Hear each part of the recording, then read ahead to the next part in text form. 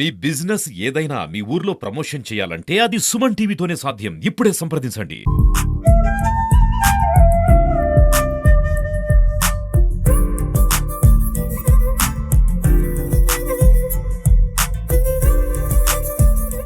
కూడా ఇది మనం సాంప్రదాయంగా జరిపించుకునేటటువంటి కార్యక్రమం. ఈసారి ఏంటంటే మనకి ప్రత్యేకంగా మనం ఇంతకుముందు చెప్పుకున్నట్టు మనకి కేంద్ర ప్రభుత్వము అంతర్జాతీయంగా కూడా ఈ సంవత్సరాన్ని అంతర్జాతీయ సహకార సంవత్సరంగా డిక్లేర్ చేశారు. దీనికి సంబంధించి throughout the year different activities ని కండక్ట్ చేయమని మనకి షెడ్యూల్ కూడా ఇవ్వడం జరిగింది. అంటే ఏంటి, ఒకప్పుడు ఎంతో బలోపేతంగా 100 సంవత్సరాల క్రితం గణనీయమైనటువంటి చరిత్ర కలిగి ప్రజలకు కానీ రైతులకు కానీ రైతు సహాయం కావాలన్నా, వాళ్ళకి రైతులకు కావాల్సినటువంటి సౌకర్యాలు అందించాలన్నా సహకార రంగమే పునాదిగా ఉండింది.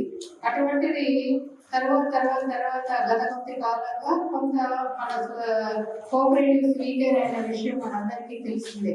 దానికి చాలా కారణాలు ఉండొచ్చు.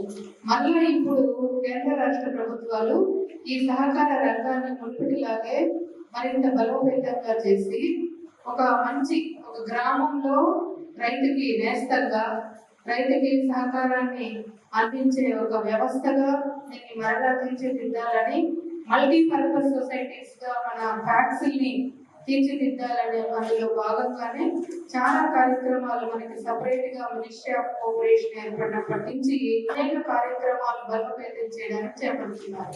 మనందరం కూడా గత సంవత్సర కాలం నుంచి కూడా కంప్యూటరైజేషన్ చేస్తూ సహకార బ్యాంక్స్ అన్నింటినీ కూడా మనం ఇప్పుడు ఆన్లైన్ ట్రాన్సాక్షన్స్ లో తీసుకొచ్చాం. ఇప్పుడు ఆన్ఫార్ విత్ అదర్ బ్యాంక్స్ లాగే ఫ్యాక్స్ కూడా ట్రాన్సాక్షన్స్ ని ఆన్లైన్ ట్రాన్సాక్షన్స్ చేయడం జరుగుతుంది. అన్ని విషయాలు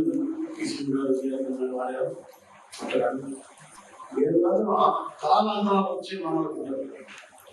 ఇంకా 200 ఎలా పోతుంది, 200 నుంచి 300 ఎలా పోతుంది ఒక చిన్న ఆలోచన ఉండాలి.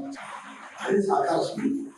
మన చేతి నుంచి ఇంకొక చేతికి సహకారాన్ని అందించుకుంటూ ఆ ఆర్గానిక్ చేతి ముందుకు నడిపే మనస్తత్వం అనే నిజమైన సహకార వ్యవస్థలు అవసరం ఉంది. ముఖ్యంగా అందుకే యువత ఒక అంతవరకు విధులు ఎత్తుకుంటే ఇక్కడ మేడం కనుకోవడం అయ్యేసి ఇచ్చి పంపించేసింటే ఈరోజు టీసీలో కూర్చోండి ఆడే ఆపేశారు. గురించి వచ్చారు ఆడే ఉండిపోయారు. కన్ఫర్ట్ లేదు, యుద్ధం లేదు. పోతే వాళ్ళు వెకేట్ చేశారు, టీసీ అంటే వాళ్ళు ఓకే. ఇప్పుడు పార్లమెంట్లోనే సహకారాన్ని తీసుకుంటే పని ఇవ్వాలని దాన్ని అత్యంత బలమైన వ్యక్తికి ఇవ్వడం, ఆయన చాలా చాలా పెద్ద సహకార స్కూల్తో చేయాలని